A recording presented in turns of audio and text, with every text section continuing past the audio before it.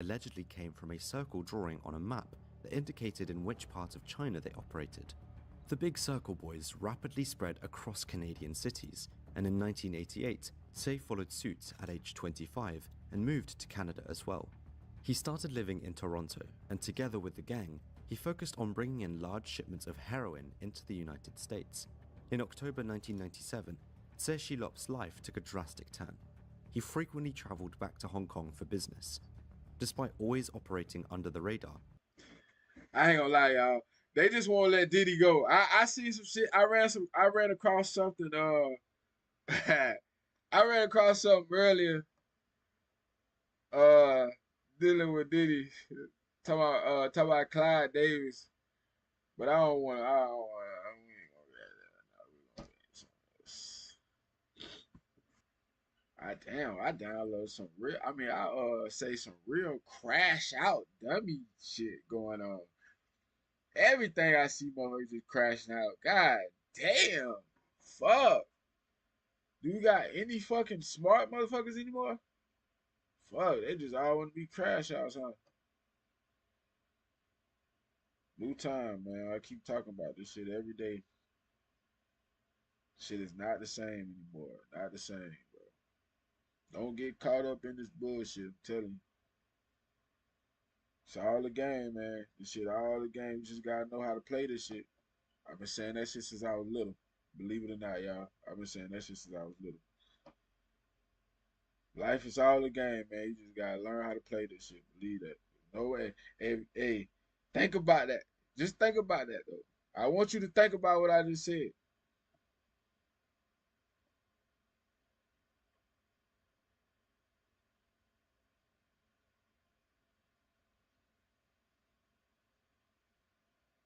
And we're gonna check out let's say downfall of we're gonna check out a little A talking about Asia El Chapo. We're gonna check out this his syndicate is enormously wealthy, disciplined, and sophisticated. He allegedly made billions per year, flooding entire countries with his products. This allowed him to live a lavish life, full of opulence and luxury. He made so much money that he once lost 66 million in one night at the casino and wasn't even bothered about it. Certain media outlets have said that he was a bigger player than El Chapo and Pablo Escobar. If that's all true, what was he doing alone at an airport in the Netherlands? This is the story of Tse Shilop. Tse Shilop was born in 1963 in the Chinese city of Guangzhou. Later on, Tse moved from Guangzhou to Hong Kong, where he would become part of the triad called Big Circle Boys, or the Big Circle Gang. A triad once formed by former members of the Red Guards, a paramilitary group established by Mao Zedong. The name Big Circle Gang allegedly came from a circle drawing on a map that indicated in which part of China they operated. The Big Circle Boys rapidly spread across Canadian cities, and in 1988, Tse followed suit at age 25 and moved to Canada as well. He started living in Toronto, and together with the gang, he focused on bringing in large shipments of heroin into the United States. In October 1997, Tse Shilop's life took a drastic turn. He frequently traveled back to Hong Kong for business. Despite always operating under the radar, their business was growing so fast that they caught the eye of law enforcement in the United States. Tse and the rest of the gang were held responsible for the flood of heroin into the country. The authorities in Hong Kong arrested Tse Shilop, as per request of the United States, and immediately extradited him. Tse was accused of large-scale drug smuggling in the United States, and all signs pointed towards him getting a life sentence. But then, God totally damn. unexpected, he managed to get sentenced to just 9 years in prison. Tse had said Yeah, in he court that he telling? had learned his lesson and deeply regretted his actions. He shared his Chad, future plans is he an Asian that's telling? that he wanted to open a restaurant and stay on the right side of the law again for the rest of his life. He also went on to say that he had to take care of his elderly parents and a sick child, thus could not afford to be in jail for life, and begged for a lenient sentence. Whether he spoke the truth or not, it most definitely helped him with the sentencing. 9 years for such large drug smuggling in the United States is unheard of. If he truly regretted, his actions were very questionable. After serving 9 years, Tsay was released in 2006 from the federal prison in Elkton, Ohio. He returns to Canada, where he served God another damn, 3 years of supervised probation, he just with all regular over the check-ins and goddamn other map. mandatory rules he had to follow. Tsay followed all the rules and seemed to be on the right path again. A year after he finished his supervised probation, Tsay registered a new company in Hong Kong under his wife's name in 2011. The company was named China Peace Investment Group Company Limited. The China Peace Investment Group was supposed to be a group of investors who would invest their funds into real estate, the financial markets, and more mainly Hong Kong. However, the American DEA discovered something completely different. The company was nothing more than a cover-up. They had discovered that Tsay was involved in smuggling again, and interestingly enough, he did not pick up where he left off in 1996.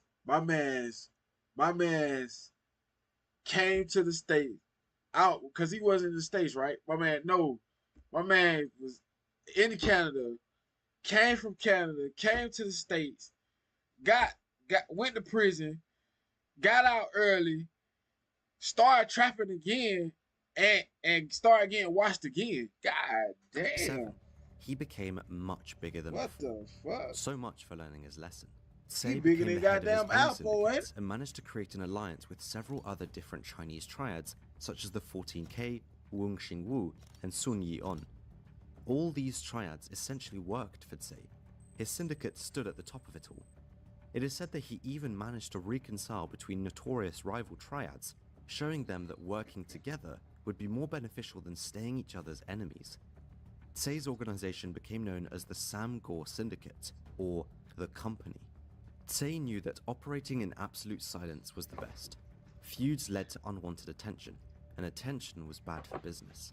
He made them realize that the pie was big enough for everyone to make a lot of money, and he was not wrong.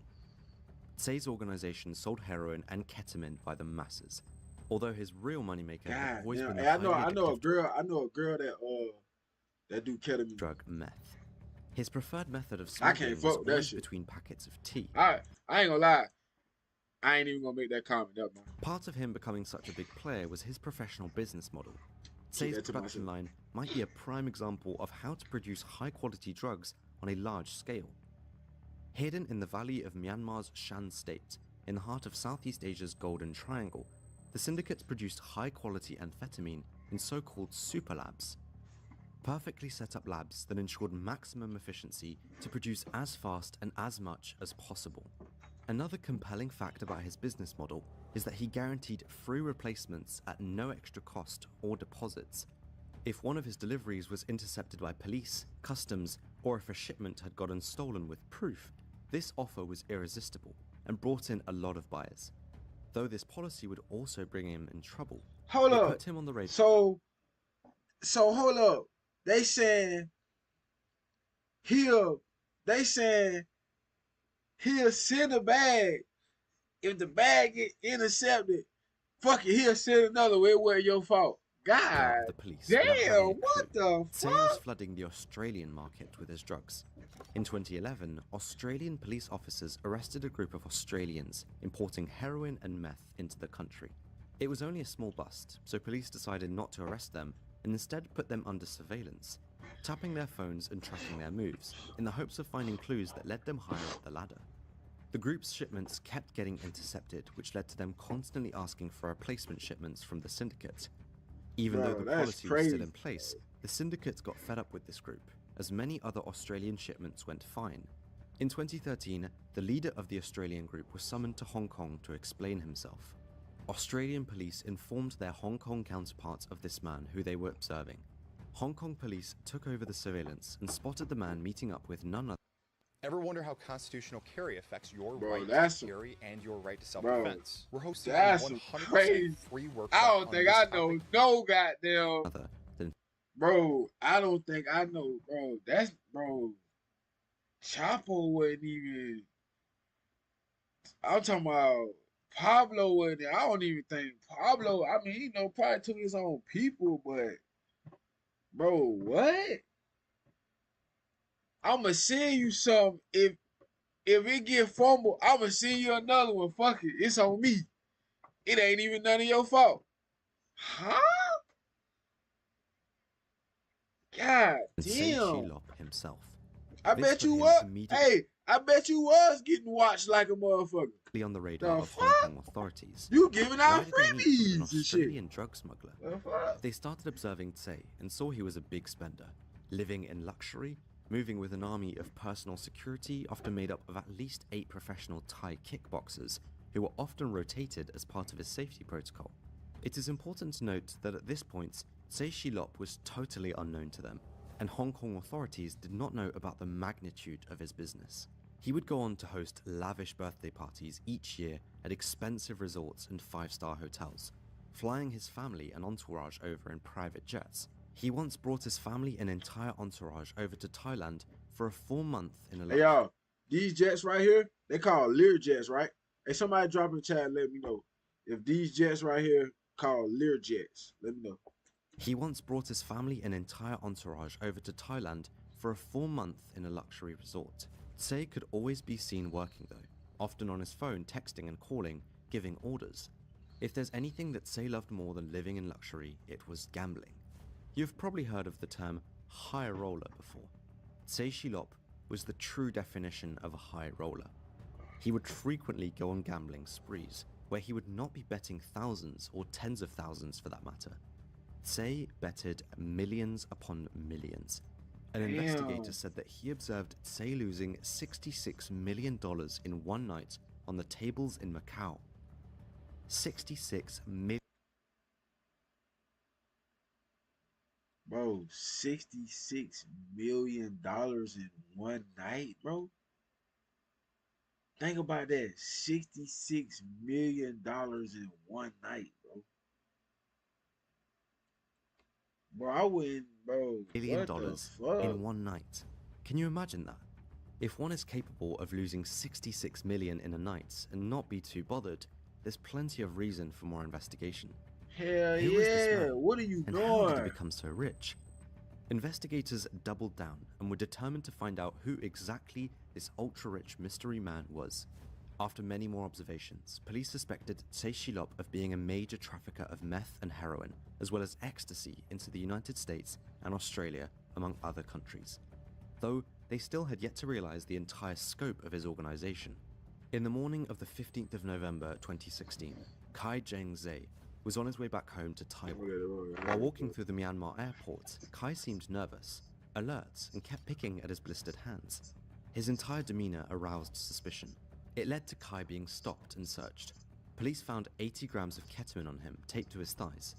His hands were bad because he had been handling drugs.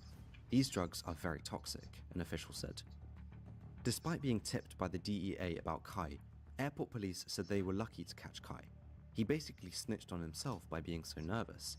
Kai refused to speak, and police decided to go through his phone.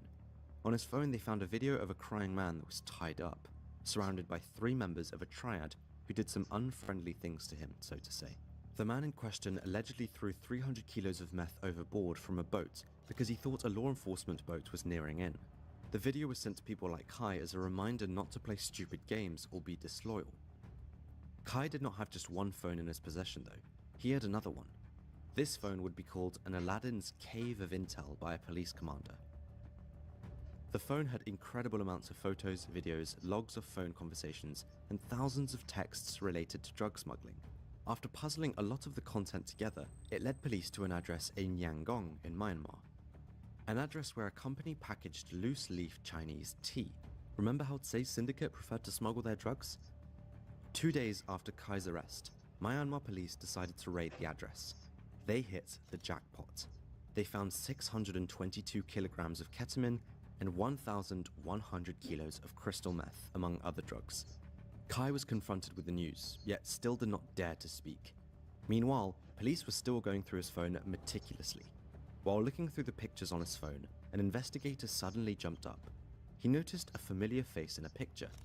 It was Tsei Shilop. He recognized his face after being involved in the observation of Tsei back in 2013. Kai's phone was later shared with law enforcement agencies all over the world, where Tsei might have smuggled his drugs to. Australian, Chinese, Japanese, and New Zealand police forces all took their turns on inspecting the content. they were able to tie large shipments to one group, the one Kai was working for. Prior to this revelation, they thought it was done by multiple groups. That wasn't the case. This was all Tsai Shilop and his enormous organization. It was dubbed as a mega syndicate by a Chinese anti-narcotics agency. Further investigation showed that the epicenter of the syndicate's production shifted from China to Shan State in Myanmar in the last few years. China provided the syndicate with easy access to important ingredients, but not Please, let me join the list. I want to be a part of a team.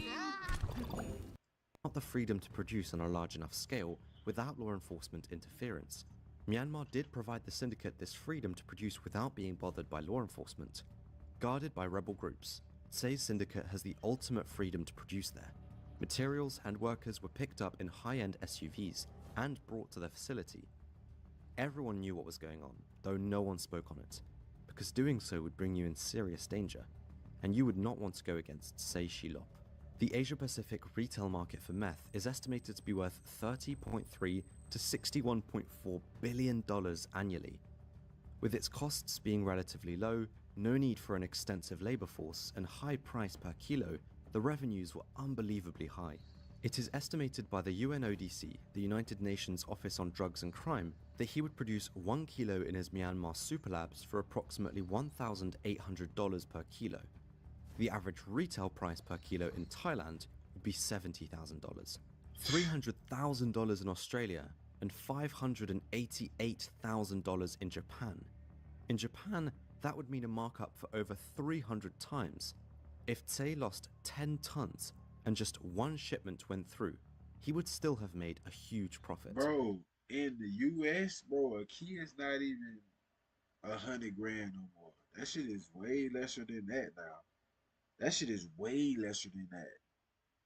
So you gotta, if I'm not wrong, I believe it is, cause last time I checked, a motherfucker, I'm not gonna say, but yeah, that shit was way lower than that. So, yeah, think about that though, bro. Think about that. But you got people over here, bro, barely can't even get a $5 meal right now. Think about that shit, bro. Hey, and I wasn't gonna say nothing, but I'm gonna tell you another thing too. And I'm not trying to be racial right now, trust me, I'm really not, because I'm not a racial person. Y'all know I talk about this often. So if anybody been watching me for a long time or just watching me, I'm sure I done spoke on it several times if you didn't watch the couple videos. It's funny how every other race can come over here, bro, and take off like that. But these skin people right here, the indigenous people, seem like they have the most trouble out of everybody it is. Why is that? Not, and see, people so like little brain that they'll be quick to blame, oh, that's because that the such and such man or the such and such lady. No, bro. It's yourself, bro. You don't understand that you are the creator of most things. And that's gonna go with some people's head. Some people ain't gonna like that. It is going to be it is what it is. I know history. So it don't matter what the fuck you like. I know what it really is. You can't fool me. But anyway, that's a whole nother other story. I just thought to myself, I was just wondering, man. You gotta stop. You guys, yo, man, hey, man, listen up. Stop blaming somebody else and take accountability of yourself. Listen to me, bro. All that, cause my granddaddy, you don't even know that person. You don't even know what that person. Hey, do y'all know that French people sold French people, white people sold white, Caucasian people sold Caucasian people? Spanish people sold Spanish people. Nazi killed Jews and anybody else, but mostly Jews. I don't want to say too much, man. Anyway, I'm just throwing shit out there. You know what I'm saying? I'm just, you know.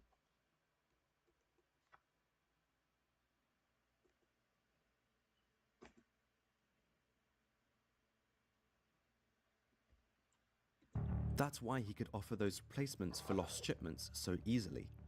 The UNODC further estimated that Tsay's meth revenue alone was $8 billion a year in 2018, but could be as high as $18 billion.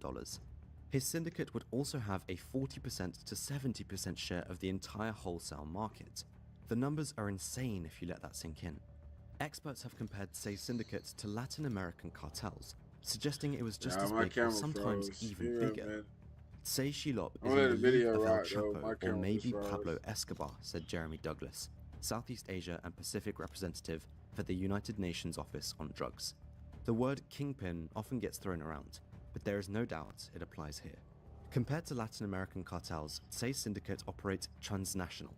It is enormously wealthy, well-disciplined and sophisticated. As mentioned earlier, Tsay did a very good job showing others that there was a lot of money to be made for everyone. It also supplies a bigger, more dispersed drug market and collaborates with a diverse range of local crime groups, which causes less uncontrolled outbreaks. They function like a global corporation with seamless efficiency, an anti-drugs official said. The experts also compared the personas of, for example, El Chapo or Pablo Escobar to Tsay Shilop. Where El Chapo and Pablo were very famous and extremely violent, Tsay is discreet and unknown. What do you think? Is he bigger than El Chapo or Pablo Escobar? Let me know in the comments. I'm curious to hear your thoughts. Tsay has had some struggles too. In February 2018, one of his super labs in Myanmar was raided by the police. More than 200,000 litres of chemicals were seized, as well as 10,000 kilograms of caffeine and 73,550 kilograms of sodium hydroxide, all substances needed for production. That same year, several senior members of his were arrested. In addition to these arrests, small labs that were used to experiment with new recipes were also raided. To make matters worse, the seizures of his shipments went up significantly too, while the prices of his drugs fell. But Tsay would not be Tsay if he would not come up with new ways to smuggle his drugs. He rerouted his deliveries and even started deploying hordes of Laotians who would carry 30 kilograms of drugs in a backpack across borders for him. However, the heat was on. Law enforcement in Australia went after Tsay and wanted to arrest him as soon as possible. They were done with him flooding their country with his drugs. For years on end, they searched. Tsay himself was aware that he was being hunted down and moved with precaution. That makes it all the more interesting that completely out of nowhere, the news broke that one of the world's biggest kingpins was arrested at Amsterdam Schiphol Airport in the Netherlands on the 22nd of January 2021. What was Tsay, indeed one of the world's biggest kingpins, doing at Schiphol Airport as a regular passenger? Well, he wanted to catch a flight from Canada and had a layover in Amsterdam. Unfortunately for him, he would not make it to Canada anymore. Tsay fought against being extradited to Australia, but was still sent there in December 2022. Many questions arose when I read this. Why would he take this regular flight alone with a stopover? He should have had enough money and power to arrange a private jet, right? Well, the answer to these questions, we will probably never know. After being arrested once and being let off easily, it seemed as if Tsay was ready to double down on his efforts to become a major player in the drug business. He professionalized his business and made himself billions of dollars. Out of all the possible ways of his story ending, no one probably expected it to be at Schiphol Airport in the Netherlands, while he was getting ready for his layover to Canada.